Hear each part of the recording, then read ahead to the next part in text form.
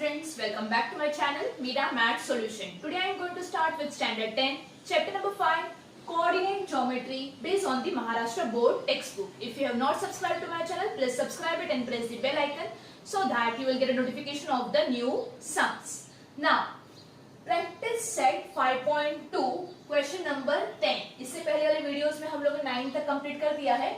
Now we'll start with question number 10.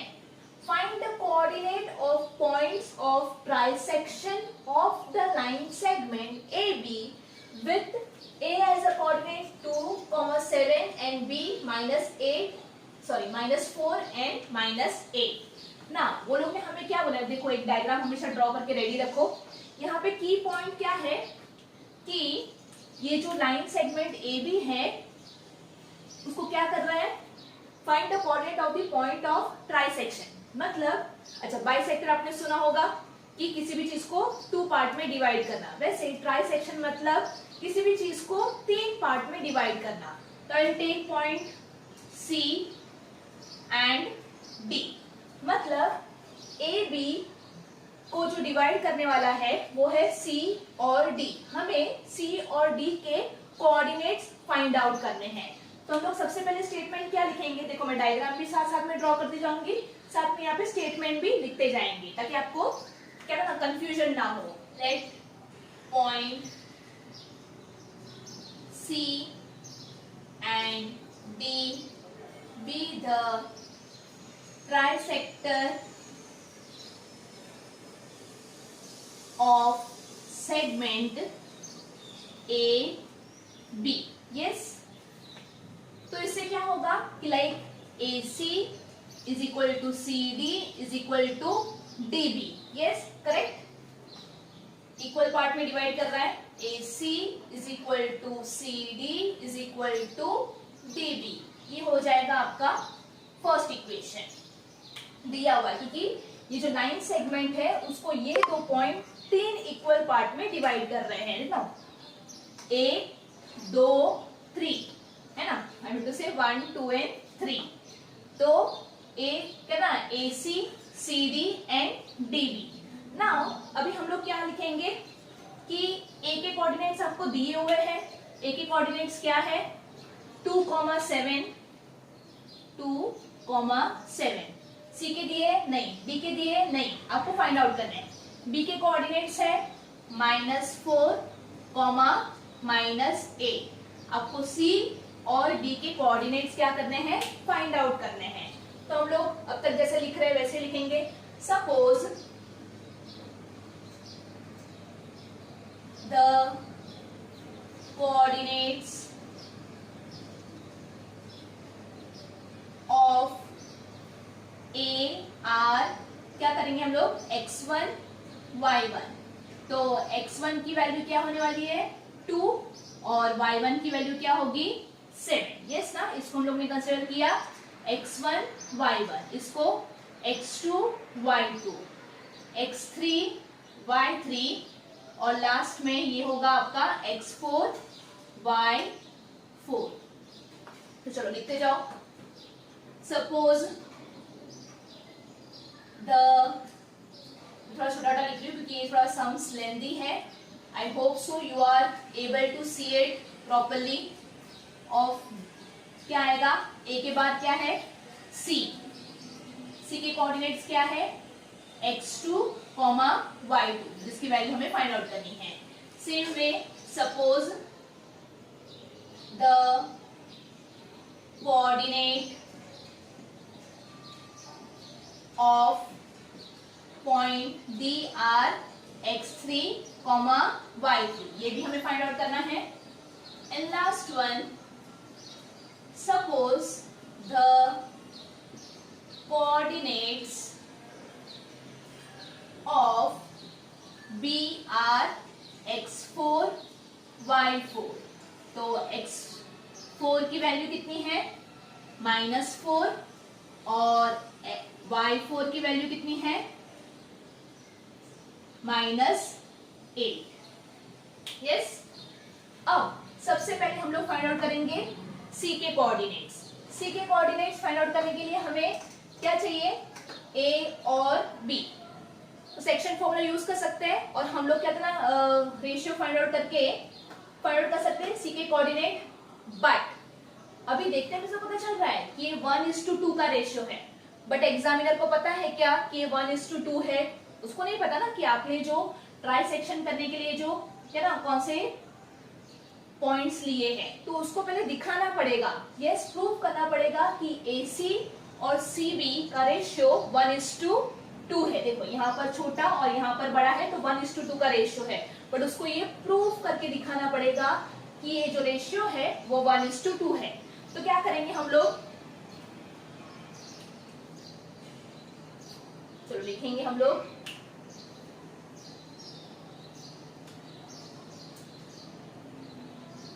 AC upon BC। AC जैसा है वैसा ही रहेगा। BC किससे बना हुआ है? CD और DB से। हम लोग ऐसा लिख सकते हैं CD plus BD, yes. But हम लोग को पता है कि BD, देखो AC is equal to BD is equal to DB, yes ना। तो CD और BD, इसकी जगह पे हम लोग AC लिख सकते हैं, मतलब CD की जगह पे भी AC लिख सकते हैं और DB की जगह पे भी AC, यस। तो AC अपॉन क्या आएगा, CD की जगह पे हम लोग AC लिखेंगे प्लस BD की जगह पे भी हम लोग AC लिख सकते हैं। तो AC 2 times AC will give nothing but the 2AC आ गया 1:2, yes। So therefore point C divides segment AB in the ratio 1:2, correct। तो AC upon BC is nothing but 1:2, मतलब M/N is equal to 1:2। समझ में आया बच्चों मैंने क्या किया? मुझे C के कोऑर्डिनेट फाइंड आउट करना था, करा कि नहीं? तो पहले ये इसको D को मैंने फिलहाल के लिए क्या था ना ऐसे सोचा कि ये नहीं है, तो मुझे पता चल रहा था कि ये C मिड पॉइंट नहीं है, इसलिए मिड पॉइंट वाला फॉर्मूला तो यूज नहीं कर सकते। सेंट्रोइड में नहीं है, इसलिए वो भी नहीं, मतलब तो बचा कौन सा? सेक्शन वाला फॉर्मूला। पर सेक्शन वाला फॉर्मूला के लिए मुझे रेशियो चाहिए, तो AC और BC का रेशियो कितना है ये फाइंड आउट किया मैंने। AC अपॉन BC ये लिख के फाइंड ना, और BC को हम लोग क्या, देखो BC is nothing but CD plus BD, तो वो लिखा CD plus BD। But from 1 हमें पता है कि CD की जगह पे भी AC लिख सकते हैं और BD की जगह पे भी AC लिख सकते हैं, तो हमने CD और BD की जगह पे AC लिखा है। It's mean nothing but the 2 time AC, that is 1/2। तो मुझे पता चल गया कि लाइक AC अपॉन BC का रेशियो क्या है? 1/2, that is M/N is nothing but the 1/2। अब हम लोग सेक्टर फॉर्मूला यूज करके C के कोऑर्डिनेट्स फाइंड आउट कर सकते हैं। तो क्या लिखेंगे हम लोग? By using sector formula. Sector formula क्या है? X is equal to mx2 plus nx1 upon m plus n, yes. चलो अब हम थोड़ा सा चेंज करेंगे, क्योंकि हमारा क्या था ना x2 और x1 या फिर x1 या x2, हम किस दो पॉइंट की बात कर रहे हैं? A और B की, यस ना। तो हमारा x1 और x4 हो जाएगा। Instead of x2 we are going to write x4, got it. तो हमारा नया वाला फॉर्मूला बनेगा, यहां पर x की जगह पे हम लोग क्या लिखने वाले हैं? x2, और m जैसा है वैसा ही x2 की जगह पे हम लोग लिखेंगे x4 प्लस n, x1 तो जैसा है वैसा ही रहेगा। समझ में आ रहा है ना? देखो मुझे ये A D, उसमें से हम लोग C वाले पॉइंट का कोऑर्डिनेट फाइंड आउट कर रहे हैं, तो हमारे लिए AC मतलब जो x1 y1 और यहाँ पर x4 y4 और हमें क्या फाइंड आउट करना है x2 y2 x1 upon m plus n, ये हो जाएगा आपका नया वाला फॉर्मूला। नाउ x2 की वैल्यू है क्या, नहीं वही तो हमें फाइंड आउट करना है। m की वैल्यू कितनी है 1, x4 कितना है -4 प्लस n की वैल्यू है 2, x1 की वैल्यू कितनी है 2 अपॉन m प्लस n मतलब 1 प्लस 2। मैं थोड़ा यहीं पे कर लूं क्या sums, is equal to minus 1 into -4 will give you -4 plus 2 2 जा 4 upon 1 plus 2 will give you nothing but the 3, -4 plus 4 will give you 0 upon 3। तो x की वैल्यू x2 की वैल्यू मिली मुझे नथिंग बट दी 0, है ना, किसी भी चीज को 0 से डिवाइड करोगे तो आपको आंसर मिलेगा 0। सेम वे हम लोग फाइंड आउट करेंगे y2,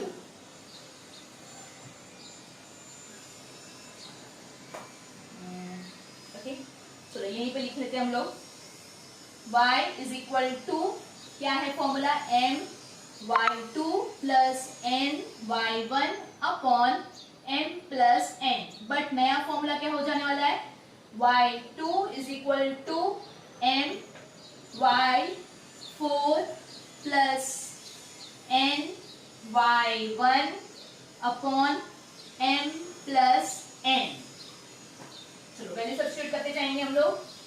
y2 हमें फाइंड आउट करना है, m कितना है 1, y4 कितना है -8 प्लस n कितना है 2, y1 कितना है 7 अपॉन m प्लस n मतलब 1 प्लस 2, 1 इंटू -8 प्लस 2 7 जा 14 अपॉन 3, तो इट विल गिव यू 14, है ना, माइनस प्लस माइनस सिंबल किसका आएगा बड़े वाले नंबर का, मतलब पॉजिटिव ही आने वाला है, and it will give you nothing but the 6। 14 - 8 will give you 6 upon 3, 3 2 जा 6, मतलब y2 की वैल्यू मिली मुझे नथिंग बट दी 2। देखो मिल गया मुझे x2 y2 मिल गया मुझे। x2 की वैल्यू कितनी है 0 और y2 की वैल्यू कितनी है 2। अब हम दूसरा चीज लेंगे, मुझे c की कोऑर्डिनेट्स मिल गए, मतलब इनडायरेक्टली डायरेक्टली और indirectly whatever it be, c के कोऑर्डिनेट्स मिल गए कैसे, सेक्शन फॉर्मूला यूज करके। अब मुझे फाइंड आउट करना है d के कोऑर्डिनेट्स, बट आप देख सकते हैं ना वो लोग ने क्या बोला है कि क्या ना AB को 3 इक्वल पार्ट में डिवाइड किया है, मतलब ये जो D है वो क्या होने वाला है इसका मिड पॉइंट, बट कैसे यहां से पता चलेगा CD is equal to DB, D और D कॉमन है, मतलब D is a midpoint of BC। कुछ भी आप अज्यूम करके नहीं कर सकते हो, आपको वो स्टेटमेंट लिखना पड़ेगा कि कहां से आया है। तो हम क्या लिखेंगे यहाँ पर CD is equal to DB from 1, therefore D is a midpoint, किसका मिड पॉइंट है मिड पॉइंट ऑफ BC या तो फिर CB। अब हम लोग मिड पॉइंट फॉर्मूला यूज करके D का कोऑर्डिनेट फाइंड आउट कर सकते हैं, करेक्ट।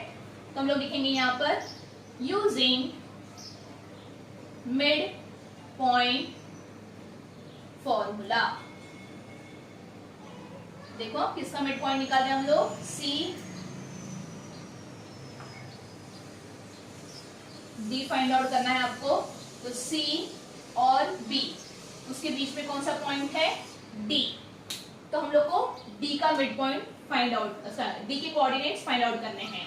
तो मिड पॉइंट फॉर्मूला क्या है x is equal to x1 plus x2 upon 2 और y is equal to y1 plus y2 is equal upon 2, but यहाँ पर देखो हम लोग को क्या फाइंड आउट करना है, C और हम लोग को कोऑर्डिनेट किसके फाइंड आउट करने हैं, D के। तो हम लोग कौन सा पॉइंट ले रहे हैं, C और B। लिख लूं मैं यहाँ पर आपके लिए, ये क्या है, x2 y2 x3 y3 x4 y4। चलो तो हमारा नया वाला फॉर्मूला क्या बनेगा, x3 है ना, ये तो आपको फाइंड आउट करना है x3। अभी x1 की जगह पे लिखोगे आप x2 और x2 की जगह पे लिखोगे आप x4 अपॉन 2। अब हम लोग वैल्यू सब्स्टिट्यूट करेंगे। चलो x3 की वैल्यू तो हमें फाइंड आउट करनी है, x2 अभी अभी मिला मुझे कितना है, 0। x4 की वैल्यू कितनी है, -4 अपॉन 2। ब्रैकेट ओपन करेंगे, 0 plus minus -4 upon 2, it will give you -4 upon 2। 2 2 जा 4 बट -2, तो x3 की वैल्यू कितनी मिलेगी मुझे, -2। सेम वे अभी हम लोग क्या करेंगे, y के लिए फॉर्मूला लिखेंगे, y is equal to y1 plus y2 upon 2। But मुझे यहाँ पे क्या फाइंड करना है, y3। तो हम लोग फॉर्मूला चेंज कर देंगे, y3 इज इक्वल टू, अभी यहाँ पे y1 की जगह पे आएगा y2 प्लस y2 की जगह पे आएगा y4 अपॉन 2। देखो डायग्राम बना हुआ रहेगा तो आपका कॉन्सेप्ट क्लियर भी रहेगा और you will not get confuse, है ना, कि हमें क्या यूज करना है वगैरह। x3 की वैल्यू तो हमें y3 की वैल्यू हमें फाइंड आउट करनी है। y2 क्या है, y2 अभी अभी मिला मुझे 2 प्लस y4 कितना है, -8 अपॉन 2। प्लस माइनस क्या होगा, minus upon 2 -8 upon 2 and 8 - 2 will give you 6। But यहाँ पे सिंबल किसका आने वाला है, बड़े वाले नंबर का, तो -6 अपॉन 2, 2 3 जा 6, बट यहाँ पर आएगा -3। तो y3 की वैल्यू मुझे मिली -3। Got it. अब फाइनल आंसर क्या लिखने वाले हैं हम लोग, therefore the coordinate of point, कौन सा पॉइंट है पहला, C R। C को हमने क्या कंसीडर किया था, x2 y2। तो x2 की वैल्यू मिले मुझे 0 और y2 की वैल्यू मिली मुझे 2 एंड पॉइंट C R 0,2 और दूसरा कौन सा कोऑर्डिनेट, किसका कोऑर्डिनेट फाइंड करना था, पॉइंट D का, जिसका है x3 y3। तो x3 की वैल्यू मिली मुझे -2 एंड y3 की वैल्यू मिली मुझे -2 एंड -3। Got it. देखो है सिंपल ही, आपको सिर्फ यहाँ पर जितना आगे हमने पढ़ा है उसी को फिर से यहाँ पर अप्लाई करना है, दैट्स इट। क्या बोला है वो लोग ने कि एक लाइन सेगमेंट है AB, उसको क्या है, क्या ट्राइसेक्ट कर रहा है, मतलब 3 इक्वल पार्ट में डिवाइड कर रहा है। 1 2 3 फाइन। तो हमने वो 2 पॉइंट कंसीडर कर दिए C और D, जो इस AB को ट्राइसेक्ट कर रहा है। उसके बाद हमने जो अपना नॉर्मल स्टेटमेंट है वो लिख लिया, लाइक A के कोऑर्डिनेट x1 y1, C के कोऑर्डिनेट x2 y2, जो हम लोग ने पहले भी किया है। उसके बाद हम लोग ने क्या यूज किया यहाँ पर, क्योंकि देखो अगर सिर्फ एक ही पॉइंट होता, बाइसेक्ट बोलते तो 2 इक्वल पार्ट, तो हम लोग मिड पॉइंट फॉर्मूला यूज कर सकते थे, बट यहाँ पर ट्राइसेक्ट है, मतलब 3 इक्वल पार्ट है। तो हमने क्या किया पहले कि C को फाइंड आउट करने के लिए AC और DC का रेशियो फाइंड आउट किया। यस। उसके बाद हम लोग ने यूज किया सेक्टर फॉर्मूला, x2 और y2 की वैल्यू लेकर आए। उसके बाद हमने जब देखा कि अगर हमें D की वैल्यू फाइंड आउट करनी है तो D तो मिड पॉइंट है C और B का, और मेरे पास C के कोऑर्डिनेट्स भी है और B के कोऑर्डिनेट्स भी है। यस। तो हमने कौन सा फॉर्मूला यूज किया, मिड पॉइंट फॉर्मूला यूज किया और D के कोऑर्डिनेट्स फाइंड आउट किए, जिसको हमने कंसीडर किया था x3 and y3, and this is the way you are going to get the final answer. सिर्फ दिखने में लेंदी है, बाकी कुछ नहीं है, जो हमने ऑलरेडी पढ़ा है उसी को यहाँ पर अप्लाई करना है और आंसर लेकर आना है।